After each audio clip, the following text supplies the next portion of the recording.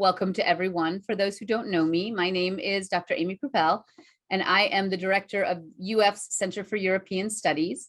The Center for European Studies is a Jean Monnet Center of Excellence with support from the European Union and a Title VI National Resource Center with support from the US Department of Education. The center is housed in the College of Liberal Arts and Sciences, but is a multidisciplinary area and language studies center that serves people from across the university. A few housekeeping tips before we begin. Today's discussion will be recorded and available on the CES website. We will have a Q&A session after the talk. And so we really do ask participants to put their questions directly into the little Q&A button at the bottom of your screen, rather than using the chat function. This facilitates management of the discussion during the Q&A period. I want to thank everyone for joining us today to discuss Trying to Tremor, Meanings of Alternative Identity and Alternative Music in São Miguel. This talk is part of the center's Lunchtime Symposium series. CES hosts 3 to 4 lunchtime symposiums per semester for faculty and advanced graduate students to present current research related to Europe from any discipline. If you have a European topic you'd like to present, you can contact Carla Ruffer, the CES Outreach Coordinator, at rufferc@ufl.edu. In addition, you can just look on the CES website to reach out and contact any of us. And in addition to the lunchtime symposiums, the center offers a number of funding opportunities for faculty and students, including summer travel grants, working group conference grant, course development enhancement grants, and a number of other opportunities. So please do be sure to check out our website for more information, and that's ces.ufl.edu, and you can look for funding. Our speaker today is Abigail Lindo, whose research includes Portuguese music, Jamaican popular music, African-American sonic expression, gender and identity formation, and community music making. She's Jamaican-born, African-American vocalist and ethnomusicologist in her 3rd year of Ph.D. studies at the University of Florida. And her current dissertation topic deals with the Portuguese archipelago of the Azores and how festival culture has aided in the creation of a distinct musical identity in the region, considering notions of individuality, collective experience, and citizenship. And we are fortunate today to be able to welcome Dr. Imani Danielle Mosely as our moderator during the Q&A session. Dr. Mosely is a musicologist, cultural historian, and digital humanist, focusing on the works of Benjamin Britten, as well as music, opera, and modernism in Britain post-1945. Dr. Mosely received her PhD from Duke University. Her current research addresses sonic culture, acoustics, and ritual in English churches and cathedrals central to Britain's sacred music. And currently she serves on the editorial board of the Journal of Musicological Research. At the end of the event, you will be taken to a brief survey, and we do ask all to complete it so that we can continue to improve and provide programs that are valuable to all of you. And with that, I would like to hand it off to Abigail. And she can start talking while I hit the hang up on my phone button.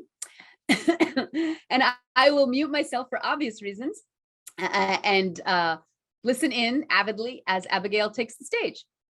Thank you, Dr. Propel. Thank you to the Center of European Studies, and thank you to Dr. Mosely for being here, and for everyone else who is here and helped to make this event happen.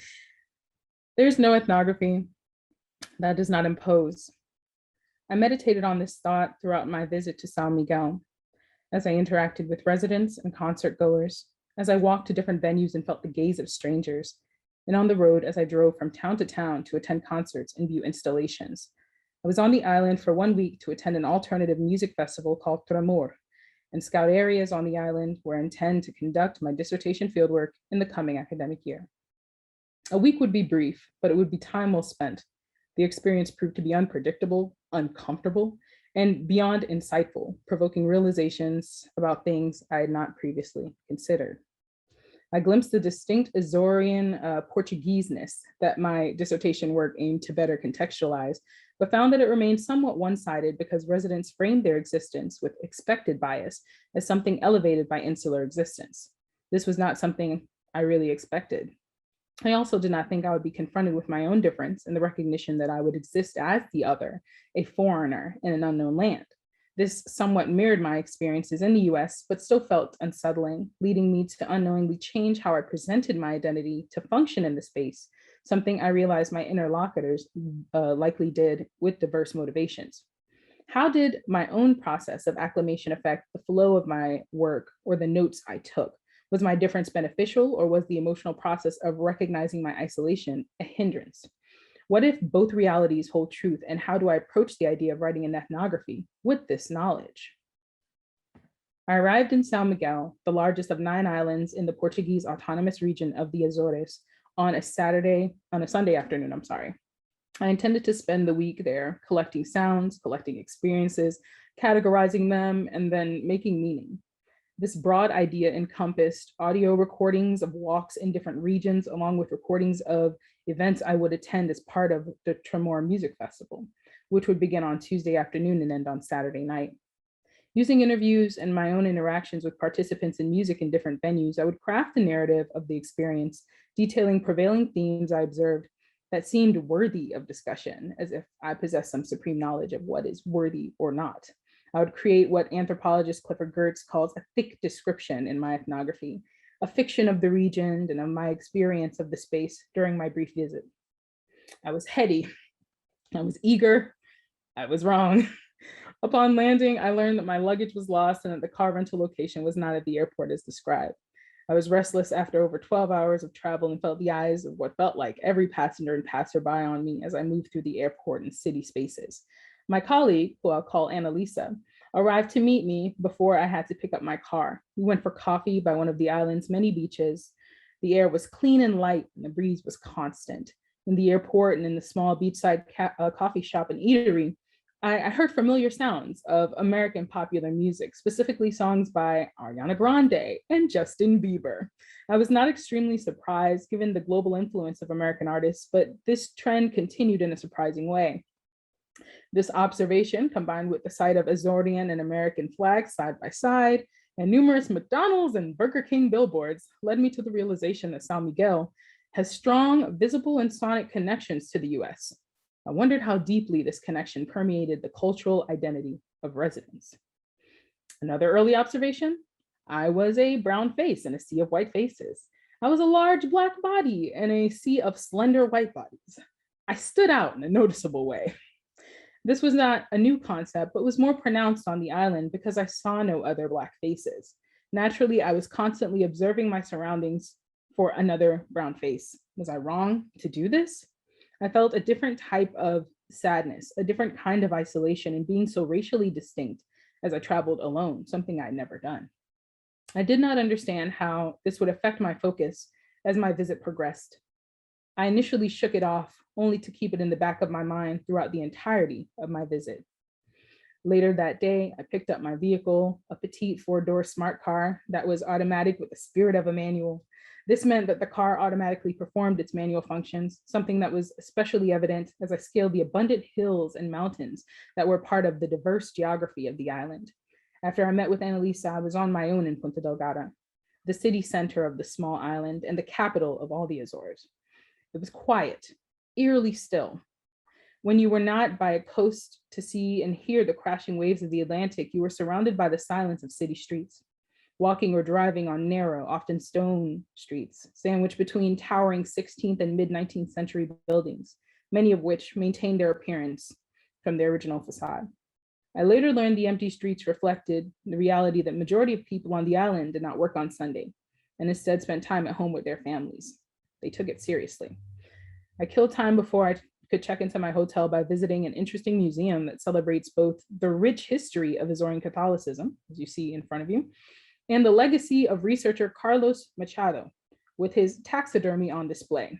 So many dead animals, so much confusion. As I left the museum, I saw a Black woman walking on the street with a friend. Well, she saw me first and yelled, "Hola," with a raised hand. I responded in like fashion. She asked if I spoke French. I replied, "No, fala inglés." She spoke English as well. She asked where I was from and how long I'd been in the area since she had not seen me before. She was also looking for other Black people, and I appreciated our short moment of contact. I told her I just flew in for a brief trip, and she informed me that she's originally from Angola and that she moved to the island a year ago. "Don't you love it here?" she asked. "It's beautiful," I replied. And it was, but I don't think I could fully appreciate the natural beauty with so many thoughts racing through my mind on the first day. I did not anticipate that there would be such a substantial amount of information to process after only one day. Your body senses time differently in unfamiliar spaces. The same can be said about how it experiences and remembers sound. As I mentally unpacked the experience of my first day after checking into the hotel, I clearly understood this. The memory was chaotic and fading, so I scrambled to record simple notes and seemingly mundane observations I could listen to later. I asked myself if I was doing this right, being a researcher, mentally capturing information for the future ethnography, focusing on the right things, all of it. I questioned the worthiness of my work and my capacity to complete it. Tremor lasts for 5 days. This time it began on Tuesday, September 7th, and ended on Saturday, September 11th. Aside from offering an abundance of musical performances, the festival included an interactive music installation, a 1-hour hike that was actually a 2-hour hike, an art gallery and separate art installation, and 3 specially designed gongs set in natural landscapes for festival goers to locate and experience on their own time. Outside of the scheduled concerts, participants could take part in all the other activities on their own schedule. The event even offered an app that detailed the different offerings throughout the festival and provided artists information and links to directions. I often use this app to find my way around because outside of 2 consistent indoor venues, no 2 concerts or experiences were in the same space. It often felt like keeping up with the concerts was like playing cat and mouse across a small island. On Tuesday night, one event ended at 7 p.m., while another started at 7 p.m. with a 15-minute drive across the island to reach the next destination. This forced me to be selective about what I could attend, especially since some events ended at midnight or at 1 a.m. in the morning, and I was still traveling alone. And although I felt safe, it was best to make wise decisions about staying out in unfamiliar spaces. Here's some clips from Tremor.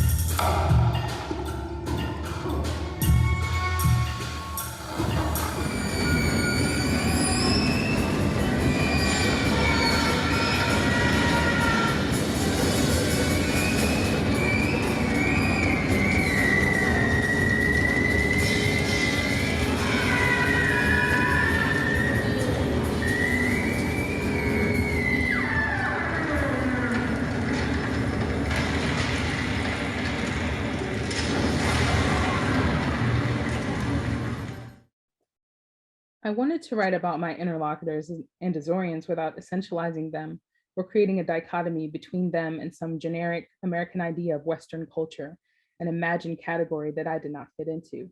Tremor provided a lens to make this easy, partially because it represented a specific swath of Azorian society, providing a distinct space of belonging for its patrons.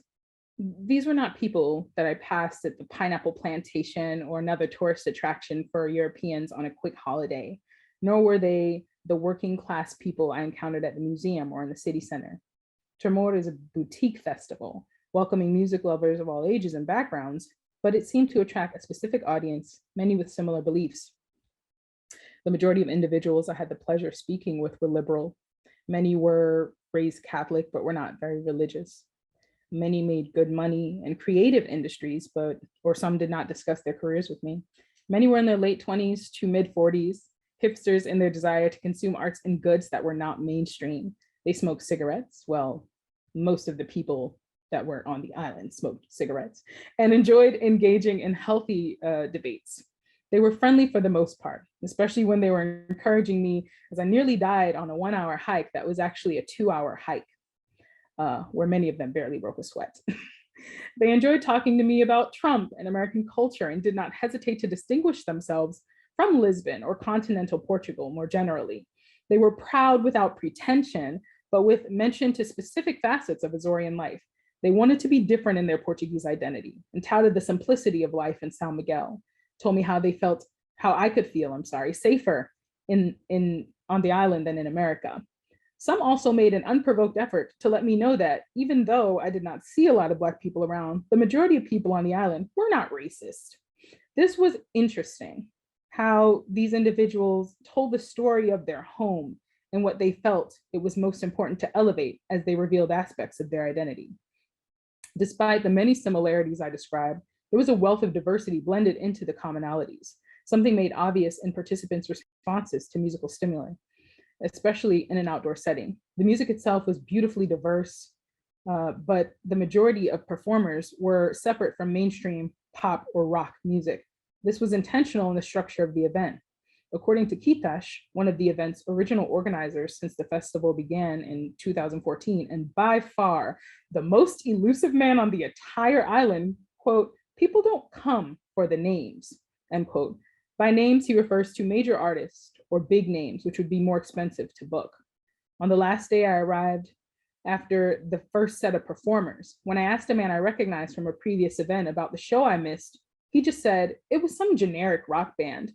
Why are they even here? His question demonstrated an expectation for the obscure, alternative, or unique. His tone transmitted disappointment, something I was familiar with, following his previous response to the brief set performed by a saxophonist and DJ after the 1 hour hike that was actually a 2 hour hike. I did not forget that everyone in attendance had their own expectations for the event, but I felt separate from the culture that was connected to the event as it developed over its 6 years of existence. I did not consider how excited many in attendance were to have the festival because it did not take place last year due to the pandemic. There were no new tickets sold for the 2021 event because the tickets sold out for the 2020 festival that never took place, and the organizers sought to accommodate the existing ticket holders. Everyone there intended to be there from over a year ago, but never had the opportunity to do so. It quickly became evident that I was an intruder in this space throughout these events. I was a foreign entity, not because I literally originated from somewhere else or because I had a limited amount of time and experience in the region, but because these events, the installations, the concerts with drinking and partying until 1 a.m. on a Wednesday, these events are not things I would necessarily attend at home in the US, and my separation from events like this persisted, even in my bodily presence as a researcher. The language barrier did not make the situation easier. I used a few phrases in Portuguese with ease, feeling confident when a local thought I spoke Portuguese, only to be disappointed when I could not properly respond to simple but unknown questions or commands. Many saw me and automatically spoke English because their English was better than my Portuguese, they assumed, and it took less effort to speak to me rather than translate. Aside from language, understanding was hindered by the need for masks, although I became familiar with faces during the hike and in open air performances. These events removed a physical barrier, disarming those in the space to interact more openly, although many came with a group of friends and did not venture beyond the familiar. Although I was not aware of it, I was being interviewed on multiple occasions. People questioned me with the intention to make sense of my existence and understand how I experienced their space. This was a powerful consideration for me as I invaded their space because that's what it was. Their constant gaze did not bother me after a few days because I understood that it was a physical attempt to aid in a mental process.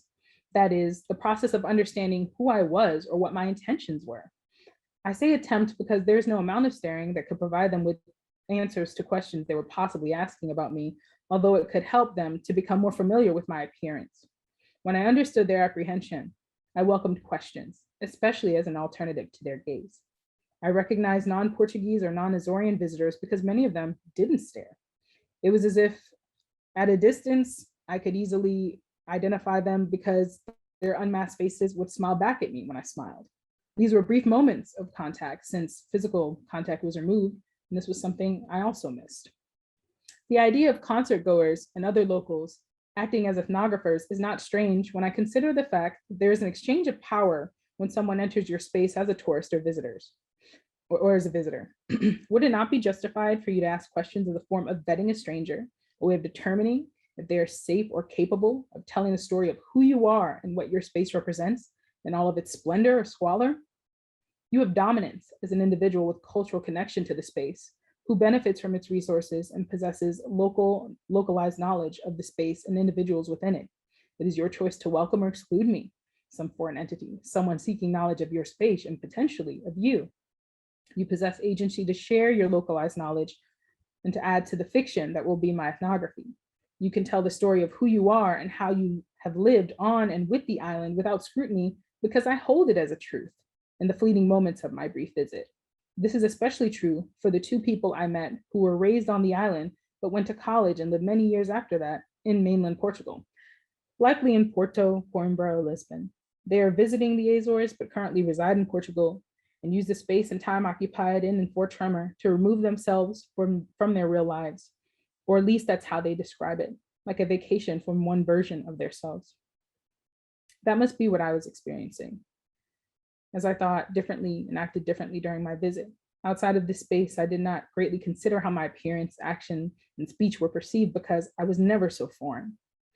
I was not trying to maintain a version of me that was constant for me, because the transition to this space allowed me to understand that this notion of a constant self was a fiction, like the ethnography I intended to create. Outside of the physical mask we wore while indoors, I was unmasked in a way that I had not previously acknowledged. When I was seen and questioned by concert goers and others I encountered as I completed research on the island, I considered how I hid behind my voice, my gesture, movement, and the implied roles of performer and audience when I put myself forward through my voice as a singer. I consider how I hid behind my instrument when I played in an ensemble, in the background, behind the piano or some percussion object, counting in my mind, grooving, among others. I recognize the constant of community in other realms of my research, where even when I present a paper in person or online, I have safety in the slides, the reference to other researchers in my work, the knowledge of an audience, and strangely, again, in my voice, which is a sonic communicator of my thoughts. When someone disagrees with me, they are in fact disagreeing with my thoughts or the information I have presented. This is not the same as rejection of the body, the self, or my physicality moving through space being regarded as foreign, as a motivation for avoidance. I did not dwell on this, but I understood that there was strength in this being unknown, but some truth would be betrayed if in the performance of identities. That is how I presented myself and how people in São Miguel presented themselves to me. Admittedly, during my visit, my thoughts were more occupied with people and the complexity of these interactions within the spaces than they were with the musical experiences, which were dramatic and diverse, often participatory and rattling with energy.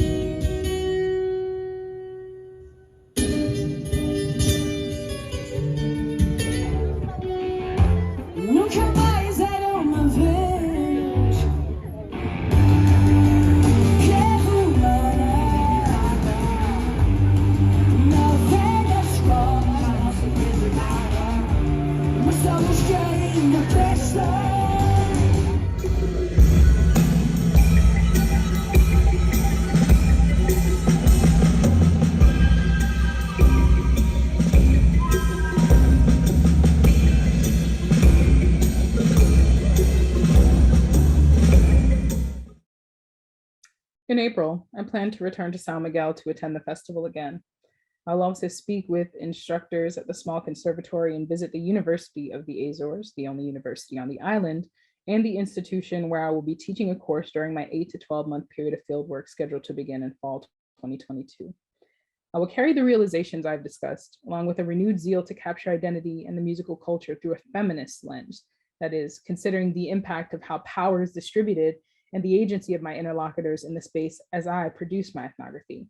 When I say there is no ethnography that does not impose, this imposition exists in the spaces traversed, in the experiences of people I occupy spaces with, and in my own embodied experiences and performance of identity. There is an imposition in the self. It is an unavoidable reality understood by ethnographers, but deeply affected by intersectional identity and the region where work is taking place. It is a necessary imposition, and it is something I'm eager to feel again. Thank you.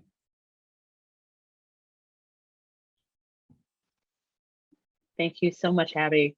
I know you can't see me, something's going on with my video, so but I'm here. So let's, if you have any questions or comments, please put them in the Q&A box with the buttons at the bottom of your screen. And while we're waiting for people to, I'm sure they have lots of things to ask you about this fantastic presentation and your fieldwork. So while we're waiting for people to put questions into the Q&A, I'll go ahead and start. Thank you so much for this. I knew nothing about this festival, and I have lots of thoughts about this experience. I'm interested in that quote that you said where people, they said people don't come for the names. And I'm intrigued about this idea of obscurity and uniqueness as part of this festival, and how that might say something about this particular Azorean identity, right? So this kind of separating off from mainland Portugal and using this particular festival, not just experientially, but also sonically as a way of reaffirming this very specific identity, or at least the idea of a separate identity. And so I'm interested to hear any thoughts that you have about that. Listen, Dr. Mosely, I should be recording you while you speak. I was like, give me those words. I'm going to take them and use them. Well, you know, what's funny is, so I mentioned Keithash. Keithash is the most elusive person on the island. He's one of the original organizers of the festival. There's another gentleman, and I feel so bad. His name is Louis, but I forget the rest of his name. And Louis talked to me extensively via Zoom. I went to go retrieve the cloud recording. It was gone, but I had an audio recording, thank God. And one of his biggest points was trying to make Tremor distinct. So even though he stepped away from the festival this past year for the 2021, really, to make Punta Delgada like a cultural capital of Europe. This is something that happens where I think 2 cities are selected, but they're working for doing it. They're trying to win it. You have to win it. You compete for 2022. And he's like, Tremor has just become any other summer festival. It felt so boring. This is him talking about a festival he worked on.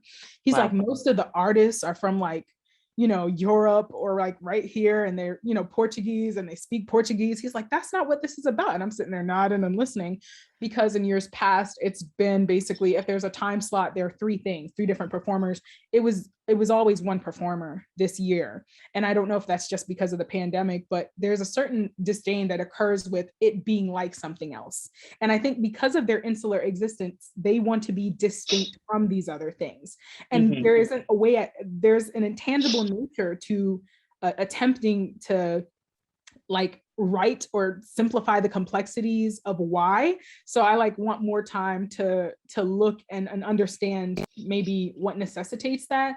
And there's a weird and complex relationship with America, right? So there are all these American products. When I talk about Burger King and McDonald's, I mean it's there, and every menu is like pizza and Burger King and McDonald's and hamburgers. But they also think, oh, America's so messed up now. It's like they want the goods and products and the culture, like the music is on all the channels, but they also don't want to be like them. So they want the cultural products, but they still want to have a distinct identity. And the festival is a manifestation of that. In comparison to 2 other festivals that I learned about, one that I just learned about while visiting called Walk and Talk, they're definitely trying to amplify this Azorean cultural identity through cultural products like art, like music. So slots are still left in Tremor, left open, maybe 2 or 3 for local artists who are not big names, which they don't want anyway. But some of these names were bigger, or they, paid for them to come in. These local artists are really making something that is distinctively local from São Miguel.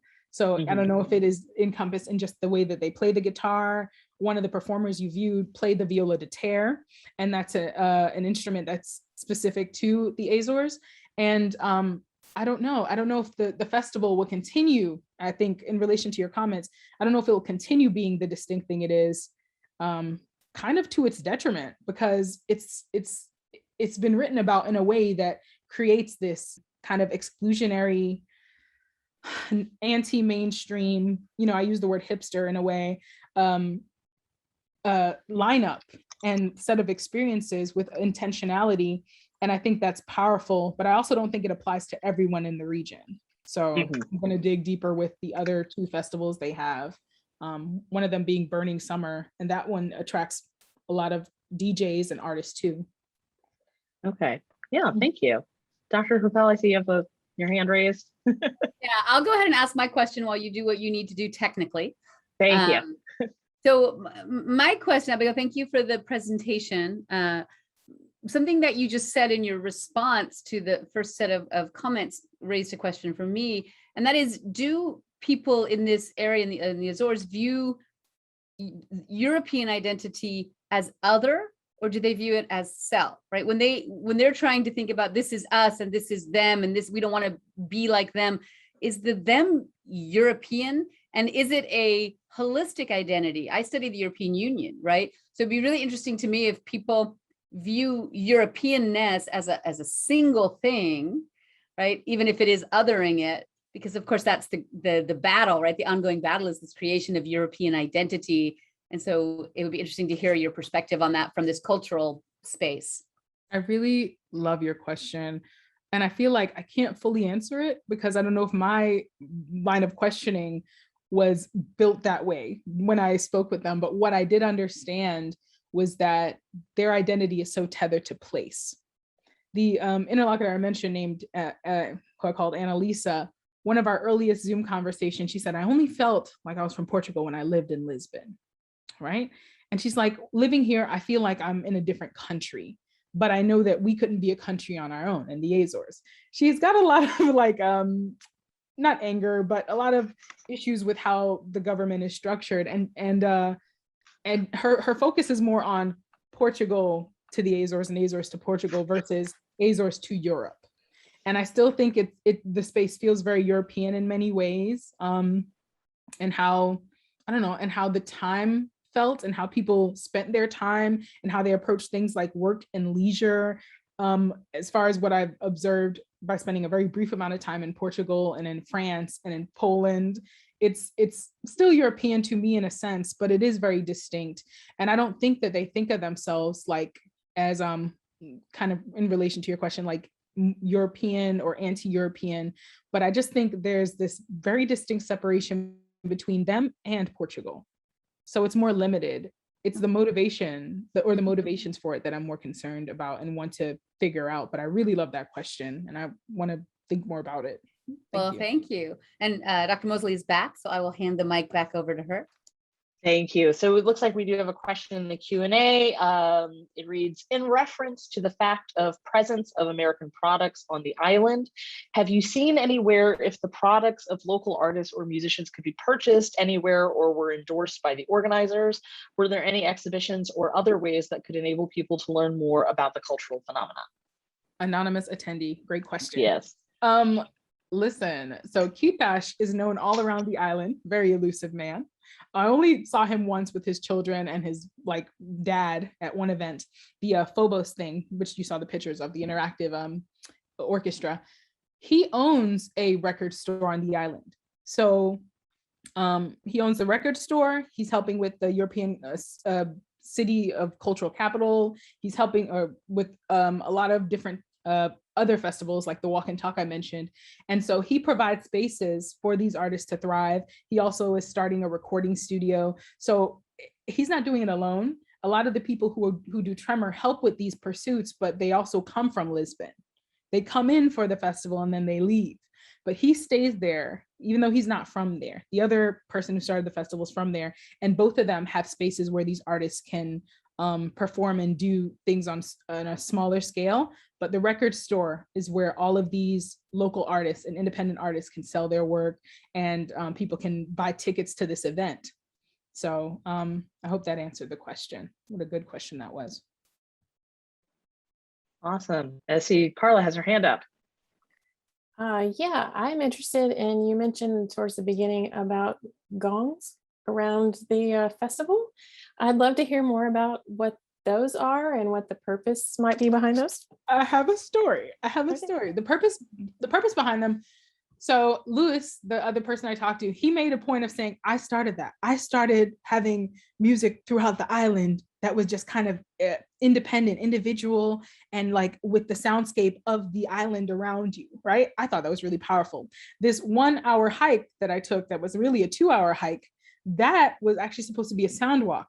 And they gave us little MP3 players, but the sound of the natural landscape, the waterfall, if you listen to that video, water was always moving. There were goats, all this stuff was happening. And then they had like one little track. So it wasn't productive in that way, but the gongs are really productive in that way. There's a local builder who makes them. Everything is kind of sourced from the island too. So the gongs are made there with metal from there.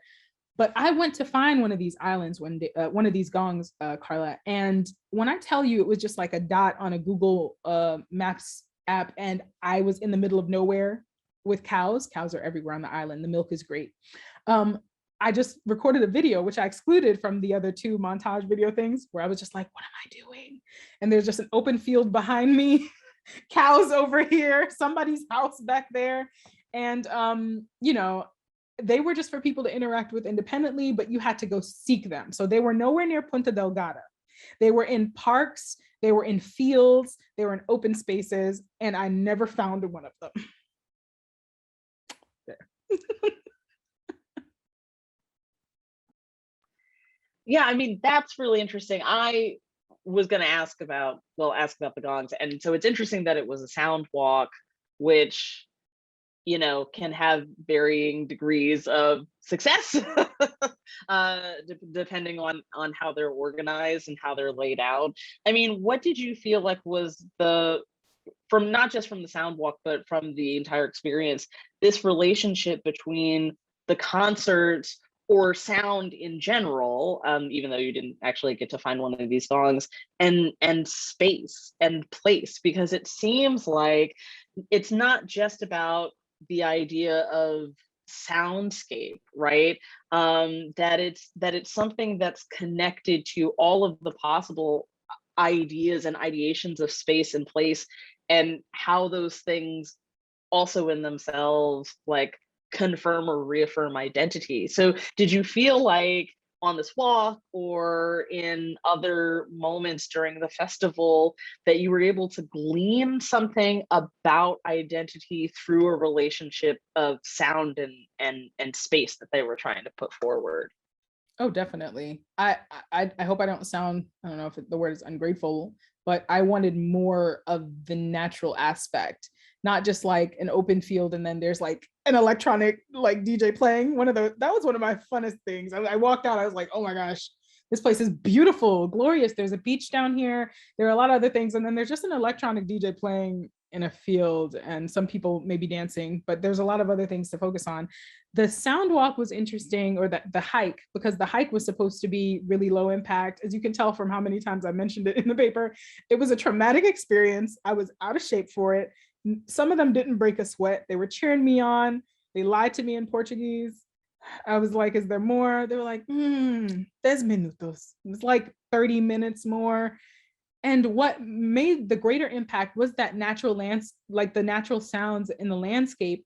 And even though I didn't love that 10-minute concert at the end, after traversing the landscape and then just having like basically like industrial metal sheets laid out for people to interact and play like with mallets, and a saxophonist they put on a raft. I don't think you caught that in that short video. He floated in on a raft, which he also had to steer. So he would play the saxophone, lean over, and then like pull himself across the water until they caught him. And it was weird, but I appreciated the music in that space. I appreciated the saxophone, the unnatural music or the man-made music in juxtaposition with that natural sound. That was powerful. I think if it wasn't in the context of I just survived the hike, then that I would have appreciated it more. But these moments were really powerful. They had a venue called Ethnomusicology, and Ethnomusicology is kind of like an old school, very traditional like concert space, beautiful space. And I think you saw some images of the other space too, very old, very traditional, great lighting setup. They didn't do the same things that these open air spaces did. And they chose performers for these spaces based on that. The only day when they had to make a change was Saturday, and do that outside, which they had to kind of find a space where, or according to the organizer, find a space where it was large enough because Saturday is their largest concert, but also felt small. So there's a desire to feel enclosed in a space for some of these artists. And I don't know what the thought process is on choosing some of the bands to be in these enclosed spaces to feel small versus having EDM played in an open field. Or they have a partnership with a school in Rabidapesci, a small city that's kind of impoverished. And so they had those students perform something dealing with man's impact on nature, but they did it in an enclosed space because they created a natural landscape through their instrumentation that made man-made chaos, like construction sounds. That's some of what you heard with all the noise on the first video. But then they also had something where they partnered with the deaf school. And they partner with the deaf school, and they work with vibrations, and they did that open air. And that was really powerful. So I thought about place as an elevator for the reception of the sound, and how intentional they were about that. I didn't like finish writing that, but I definitely noticed when the deaf school performed, it was odd because they obviously didn't do like just here's a song, but there would be like wailing and it would just ring out and somebody else would be banging an instrument. And it was this weird connection of the sound echoing to the ocean, because that's when I did like the zoom around and it's just open. It's literally open to the ocean. And it was kind of powerful to give these students this stage, but this boundless stage, right? So I hope that somewhat answers your question, Dr. Mosely. Yeah, no, I mean, that's really fascinating. I mean, I think we often don't talk about the sort of bodies of sonic structures and architectures and how they're built to perform a certain type of performance and sound. And so I think that, you know, placing these two things side by side, these really old buildings that have a very specific performance function and engender a type of performance from both the performers and from the audience, with this, like you said, this boundless space, this natural open air space that's informed by the sea and informed by mountains, and you know, the way that sound and vibrations travel through open air, and picking artists who really understand how that works is really fascinating. Like, even if they don't know that maybe they're doing it on that level, that they kind of know. So that's really interesting. Okay, people, I know out there you've got questions. We've got time for more. I'd like to, even though obviously I love this discussion of sound and space for my own personal reasons, I'd like to shift a little bit if possible, because I really appreciated your discussion about the body, especially the body as ethnographer, and being aware of your own body throughout this process, kind of from start to finish. I mean, I remember when I was in Iceland and I was frantically sort of searching for any faces that looked like mine, and then upon seeing those faces and having that kind of connection like you did. So I appreciate that story. I was wondering if you could talk a little bit about how we can confront our bodies through the process of ethnography, how we center them or need to decenter them from the ethnographic process. Should we be thinking more about the way our bodies move through these kinds of spaces, especially foreign bodies, bodies that look foreign, that perform a kind of foreignness? I'm interested in, you know, your thoughts on that, and maybe talking a little bit more about that experience. Yeah, I feel like there's a certain like intersectional foreignness that is worth talking about, right? So if I were this, I don't know, I met a woman there, this white woman from London, very nice, very like welcoming. We did the hike together. She stayed with me the whole time too. And there's a certain, she's less foreign in that space than me, you know, because this Black woman, and size mattered too. I've never felt fatter than when I was on this island, because, you know, they have this idea of Americans, like, you know, fat Americans. Literally someone said that, oh, you know, Americans, they're fat. I was like, are Americans all fat?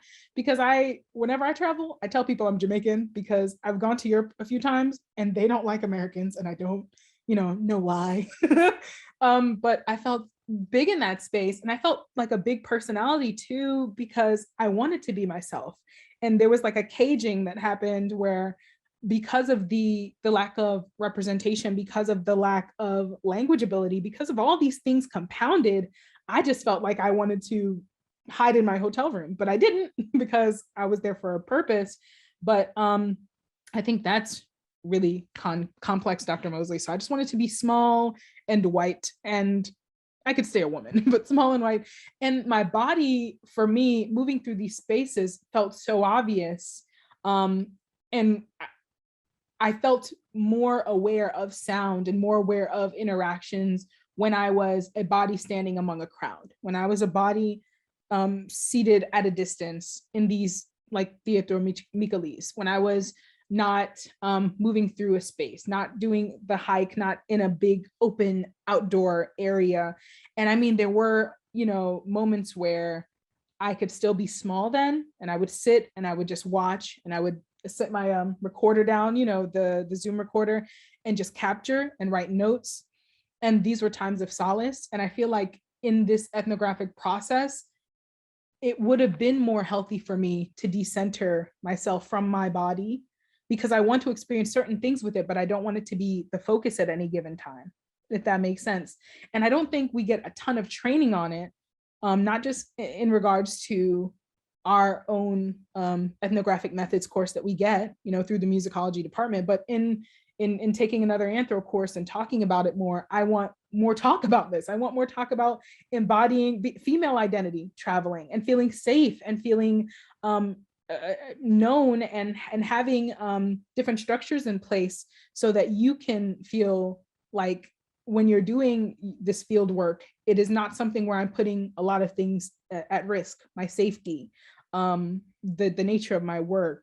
And the other aspect of the body is, I think, the insecurity of like seeing others like me, representation, the body, it permeated my work in the manner of forcing me to question the validity therein. And like, is this worth it? Is this worth my time? Is this worth my energy? Am I supposed to be doing this? I remember telling my mom, I'm going, why? There are no Black people there. Why y'all do that? You know, why y'all go so far away? And all of these kind of responses that I'm used to getting, but I started to internalize them and think, what the heck am I doing here? And I think the body, though, was important to process some of these things. But again, I wanted it not to be the center. And it felt that way because of the nature of what the work was at times. But I wouldn't change anything, because I feel like I needed this preliminary trip. And I'm so grateful to CODA, to the College of the Arts, for providing some funds in School of Music so that I could do this. Yeah, thank you. Yeah, Dr. Yeah.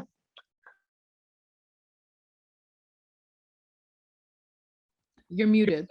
I'm muted. Everybody's the preface that I'm a political scientist, and to boot, rat choice and statistics. So ethnography is about as far away as one can humanly get from my day-to-day work. Here's my question. So if it's really a silly question, just smile kindly and move on. I'm wondering to what extent you feel that your difference may have helped to engender trust and get you access and insights in a way that might not have been accessible if you just looked like some random small white Portuguese chick. Like if you had been someone who was that close, who could infiltrate, go unnoticed, would that have maybe been less easy to welcome than someone who's like, oh, you're just other? And I say this from this perspective. I lived in Italy for a very long time. I'm about as American as you get in terms of my, like, I'm loud. I'm not big, but I'm big, right? I have red hair and I'm pale, and I was down in Southern Italy. My nickname in Southern Italy, like little old ladies would see me running because I'm a runner, which by the way is also very other. And they would call out of these old, 1100-year buildings, Marosha, Makeva, Makefa, and the nickname was Rosha, which is dialect for red, right? So my identity was my hair. And my distance gave me all of these permissions. Like I didn't have to play the role that women played in that community. I didn't have to go cook. I could go play cards with the guys. I didn't have to clean. That wasn't going to happen anyway. I was other in this really interesting way. And sometimes it was isolating, but it also gave me incredible liberty and access. Like I could go and talk to people and do things that an Italian woman would not have been able to do. I was given permission because I was just so weird. And I was also vegetarian, which also just freaked them out. So like on every, and Jewish, like on every level. So even though, ostensibly I'm white and, more or less Europeanish background, but, vegetarian Jew with red hair who went running, like there were so many levels of just, you're weird. And it gave me access. And I'm wondering if you felt that as well. That was a long way to say that. No, I loved it. And it's a great question. Yeah. I think my difference allowed me to be lost. It allowed me to not know. It allowed me to ask those questions, like you're saying. And I think toward the end of the presentation, I mentioned like I relished in the fact that with this difference, some people wanted to tell me a certain story of this place. Tell me this idea of this place. Sell me on it as this, right?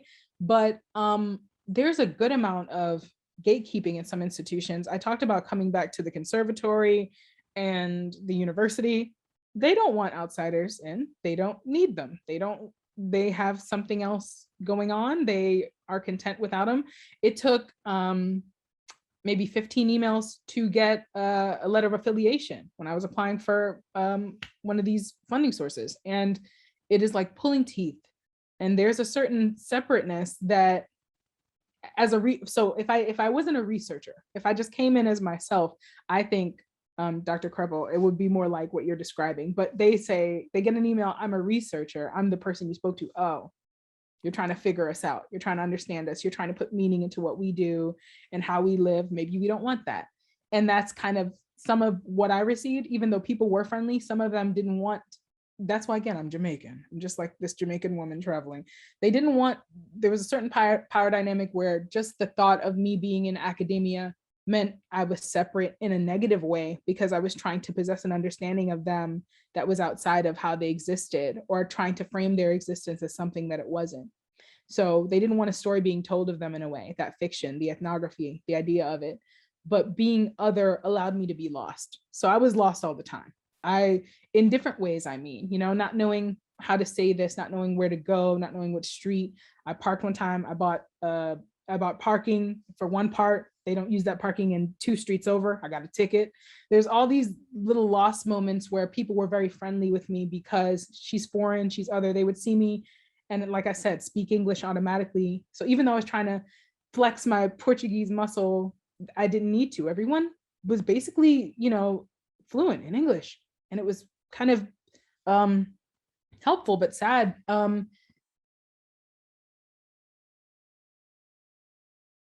You just muted yourself. You muted yourself. No, I did that. Sorry. If I were just a regular woman, like from that space, I think I would need to still possess some kind of separateness to have the openness you're describing, like be from Lisbon, be from somewhere else. And even then, I don't know what kind of sentiments they would have for that person or how they would view them. It's really complex. I love that question though. And I love how you explained your otherness, because I think sometimes, I want to get away from generalizations, but not just, being white makes me safe. It's being a certain type of, person in the space that makes you safe. I was the wrong kind of white. Yeah, you were bold, you were big, and they were like, no. Yeah, that's fantastic. I think about when I'm in Britain, how I am an acceptable kind of Black person because I'm not Black African and I'm not West Indian. Because I'm American, that allows my Blackness a pass in Britain, so I don't have to worry about the kinds of racism that that Black Brits experience. So I mean, this idea of separateness and access and how it's so malleable, I think, is really fascinating, even like within the same body. We've heard that So we have exact comment from a number of people who have worked with us, who have been African American, but been in Britain or other European spaces. That like, being 100%. Black but from America, it's a different thing. Like, it's a different flavor. It's a Being Black- different thing. Being Black from Jamaica is also very welcomed in England, as I have family members there too. That's Right. probably because of the food, though. I mean, that's The cultures are tethered. You know, that we were under colonial rule up until '63. Right. So there is actually, I think, one more question. Yeah, we have one more question, and it's perfect because we have time for just one more. So in what ways did your standing out and feeling different in the Azores feel the same as being in America as someone not born here? In what ways did it feel different? Do you feel your previous experiences with standing out helped you to overcome those feelings while you were abroad at all? I like this question, anonymous attendee. In writing funding applications, I've talked about the resilience I developed as an educator. And so when parents met me, I worked and lived in a county where it was predominantly white. And I've gotten some very subtle and some very bold comments, and I don't mind being different or standing out. In America, though, being from Jamaica and coming to America, I still had community, I still had family, I had time. That time provides a great amount of distance from who I entered as to who I am now, because I entered when I was a child. And I quickly lost my accent because I understood that with my voice and the way I spoke, they gave me value, and they determined, you know, if I was other, strange, you know, worthy, a lot of things. But the Azores was different. São Miguel, I mean, not seeing Black faces, like it reminded me of being in Poland, but in Poland, I was still traveling with someone. So being there alone and not seeing Black faces and just kind of having that type of isolation, it stood out in a more grandiose way. And also body type and language, all these things compounded make it difficult, because coming from Jamaica to America, I have a patois, I have an accent, a dialect, but I'm still speaking English. But I really like this question because I think the biggest factor for not just assimilating and feeling comfortable was just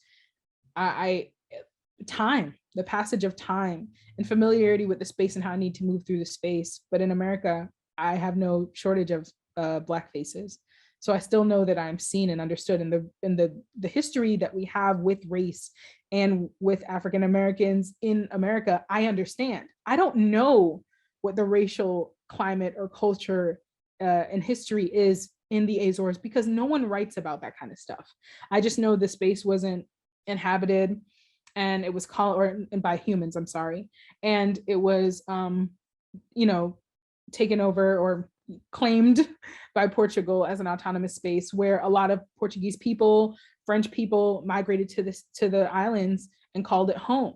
When you read an article about the peopling, there were more Muslims and Moors and Moorish blood. So there's a distinct heritage there, but I don't know the full story of the racial history there. So I felt nervous initially.